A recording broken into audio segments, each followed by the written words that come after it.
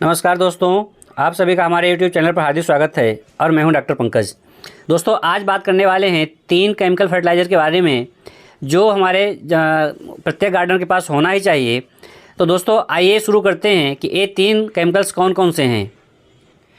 दोस्तों, ये NPK है और ये 19 और 19 का मात्रा में है, माने इसमें 19 नाइट्रोजन है, 19 फास्फोरस है और 19 पोटेशियम है। दोस्तों, ये ऑनलाइन हमने पन्नी में मंगाया था। इसको हमने लगभग 1 लीटर का कंटेनर है, इसमें हमने रख लिया है और ऊपर भी हमने इसमें इस प्रकार से मार्क कर लिया है। दोस्तों, NPK की अगर ख़ास बात ये होती है कि जो नाइट्रोजन होता है ये पौधे की ग्रोथ के लिए इम्पॉर्टेंट होता है, माने जो लीव्स होती हैं उनके लिए इम्पॉर्टेंट होता है, माने बुशीपन के लिए इम्पॉर्टेंट होता है। और जो फास्फोरस होता है ये दोस्तों फ्लावरिंग के लिए बहुत ज़्यादा इम्पॉर्टेंट होता है। और जो पोटेशियम होता है ये रूटिंग के लिए इम्पॉर्टेंट होता है। दोस्तों, NPK की मात्रा प्रत्येक प्रकार की आती है, जैसे 22 की मात्रा में आती है। दोस्तों, आप अपने पौधे के ग्रोथ के अनुसार कि आपको पौधे में वेजिटेटिव ग्रोथ ज़्यादा चाहिए है, माने पौधे की बढ़वार ज़्यादा चाहिए है, तो आप जो है ऐसा NPK लें जिसमें नाइट्रोजन की मात्रा ज़्यादा हो, जैसे 13-3-3 के हिसाब से भी आता है। तो दोस्तों, NPK को आप देख लें कि आपको किस प्रकार से NPK की मात्रा चाहिए है। दोस्तों, यहाँ पे एक बात मैं और बताना चाहता हूँ कि अगर आप NPK को इस प्रकार से कंटेनर में रखते हैं तो ये तो थोड़ा ये गीला हो जाता है। आप देखिएगा, ये थोड़ा सा ऐसे हो जाता है जैसे नहीं सर्वस बन जाता है, सील सा जाता है। तो एक कोई ऐसी खास बात नहीं है। इसको आप इस प्रकार से आप देख रहे होंगे, इसे पानी जो है वो हो गया है, तो आप इसको जो है मिट्टी में भी डाल सकते हैं और दोस्तों इसका स्प्रे भी कर सकते हैं। प्रत्येक गार्डन के पास NPK होना ही चाहिए, क्योंकि NPK है और DAP है, अक्सर हम जो है बैलेंस मात्रा में यूज करते हैं। यूरिया का आपको प्रयोग नहीं करना है, आपको विशेष इस बात का ध्यान रखना है। तो दोस्तों, उम्मीद करते हैं आपको समझ में आ गया होगा कि NPK की इंपॉर्टेंस क्या होती है। फिर आपको दोबारा समराइज कर देते हैं कि नाइट्रोजन जो है वो पौधे की ग्रोथ के लिए, बढ़वार के लिए, ज़्यादा पत्तियों के लिए आवश्यक होता है। और फास्फोरस जो होता है, P जो होता है, ये पौधे में फ्लावरिंग और फ्रूटिंग के लिए बहुत ज़्यादा इंपॉर्टेंट होता है। और K जो है पौधे में रूटिंग के लिए ज़्यादा इंपॉर्टेंट होता है। तो आप ये देख लें कि आपको किस प्रकार की आवश्यकता है, उसी प्रकार से आप NPK का चुनाव करें। दोस्तों, आइए अब बात करते हैं सीबीड की।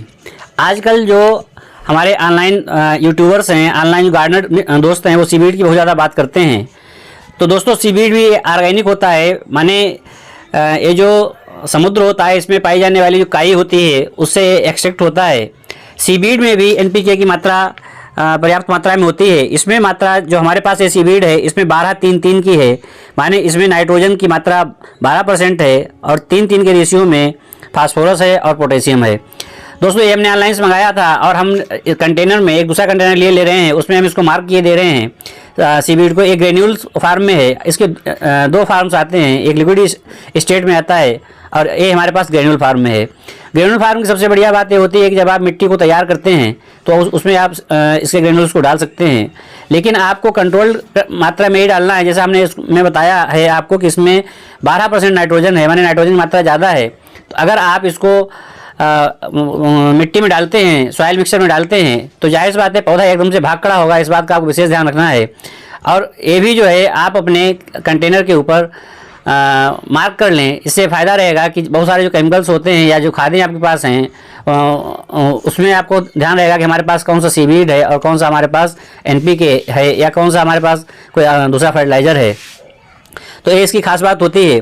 दोस्तों, सीबीड का के जो लिक्विड फार्म में आता है उसका स्प्रे भी किया जाता है और सीबीड का जो ग्रेनुल फार्म है उसको सॉइल में भी डाला जाता है। अच्छी बढ़वार के लिए, अच्छी ग्रोथ के लिए आप सीबीड का प्रयोग कर सकते हैं। और इसकी सबसे बढ़िया बात ये होती है कि ऑर्गेनिक है, लेकिन हम यहाँ पे नहीं कहेंगे पौधे को नुकसान नहीं पहुँचाएगा। अगर इसकी मात्रा ज़्यादा हो जाएगी तो निश्चित मानिए आपके पौधे को नुकसान जरूर पहुँचेगा।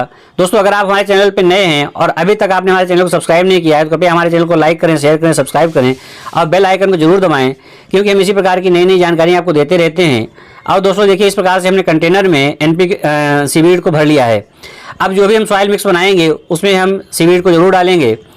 तो उम्मीद करते हैं दोस्तों आप ऑनलाइन सीबीड को परचेज कर लेंगे। यहाँ पे एक बात क्लियर कर देना चाहता हूँ, मैं किसी भी कंपनी की ब्रांडिंग नहीं कर रहा हूँ।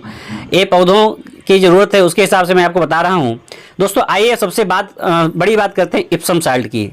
दोस्तों ये जो इप्सम साल्ट है ये है MgSO4 मैग्नीशियम सल्फेट। देखिए एक बात मैं आपको और बता दूं, यहाँ पे बहुत टेक्निकल बात बताने जा रहा हूँ।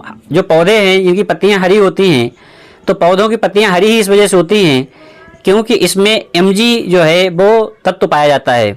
Mg जो है एलिमेंट पाया जाता है। जैसे हमारे ब्लड का जो रंग है वो लाल होता है, वो Fe एलिमेंट की वजह से होता है, आयरन की वजह से होता है। इसी प्रकार से पौधे में जो पत्ती में हरापन होता है वो Mg की वजह से होता है। दोस्तों आप यहाँ पे पहचान लें कि अगर आपके पौधे की पत्तियाँ पीली पड़ रही हैं तो आप जायज़ बात समझ लें कि आपके पौधे में मैग्नीशियम की कमी हो रही है। तो दोस्तों हमने इस बार ऑनलाइन जो है MgSO4 को भी परचेज़ किया है। हालांकि हम अभी तक इसको इप्सम साल्ट को परचेज़ नहीं करते थे क्योंकि हमने इसका सब्स्टिट्यूट में काम किया हुआ था। हमने कई वीडियो में पहले बताया हुआ है कि अगर आप MgSO4 को ऑनलाइन नहीं लेना चाहते हैं या मार्केट से नहीं लेना चाहते हैं तो इसका सबसे अच्छा तरीका ये है कि एलिमेंट के रूप में ये पौधे की पत्तियों से ही प्राप्त हो जाएगा। जैसे आप हरी पत्तियाँ जिनकी जल जाती हैं जिन पौधों की, जैसे यूकेलिप्टस है या इसके अलावा अशोक की हरी पत्तियाँ भी जल जाती हैं, तो हरी पत्तियों को अगर आप जला देते हैं तो उसमें एलिमेंट के रूप में आपको ये इप्सम साल्ट मिल जाएगा। हालांकि इसकी बहुत ज़्यादा पौधों को ज़्यादा आवश्यकता नहीं होती, लेकिन कभी कभी जो क्लोरोसिस हो जाती है या वेन क्लीनिंग होने लगती है तो इप्सम साल्ट की ज़रूरत होती है। दोस्तों हमने इसमें थोड़ा सा पानी मिलाया है, माने इसमें थोड़ा सा इप्सम साल्ट था वो लगा रह गया है। इस प्रकार से हमने इसको हम शेक किए ले रहे हैं और पूरे इप्सम साल्ट माने जो भी थोड़े बहुत कण इसके अंदर बचे हुए थे इस पन्नी के अंदर, इसका हम स्प्रे कर देंगे। माने ये थोड़ा कंजूसी वाली बात समझिए, एक तरीके से हम इसको फेंकेंगे नहीं, इसका एक एक कण का हम एक एक पार्टिकल का यूज करने का तरीका आपको बता रहे हैं और ये स्प्रे में इस प्रकार से हम भर लेंगे। तो दोस्तों बता रहे थे कि MgSO4 जो है ये भी बहुत ज़्यादा इंपॉर्टेंट है और ये पौधों में दो तरीके से अप्लाई आप कर सकते हैं। एक तो आप सॉइल बेस पे अप्लाई कर सकते हैं और दूसरी बात इसकी छिड़काव के रूप में अप्लाई कर सकते हैं। दोस्तों जब जो है पौधा फ्लावरिंग पे आ जाए, बड पे आ जाए, अगर गुलदाउदी की बात करें या और जो पौधे हैं रोज़ की बात करें, तो उस समय आपको MgSO4 का छिड़काव करना है, जिससे आपका जो फ्लावर बड है वो ड्रॉप नहीं होगी और बहुत अच्छे से ब्लूम भी करेगी और ज़्यादा मात्रा में उसका कलर भी बहुत ज़्यादा क्लियर हो जाता है। तो दोस्तों एक कुछ बात थी जो आपको बताना चाह रहे थे और इस प्रकार से आपको पौधे के ऊपर स्प्रे कर देना है। दोस्तों हमने आज 3 साल के बारे में आपको डिस्कशन किया है। एक तो हमने सीवीड के बारे में डिस्कशन किया है, NPK के बारे में डिस्कशन किया है और हमने डिस्कशन किया है इसके बारे में इप्सम साल्ट के बारे में।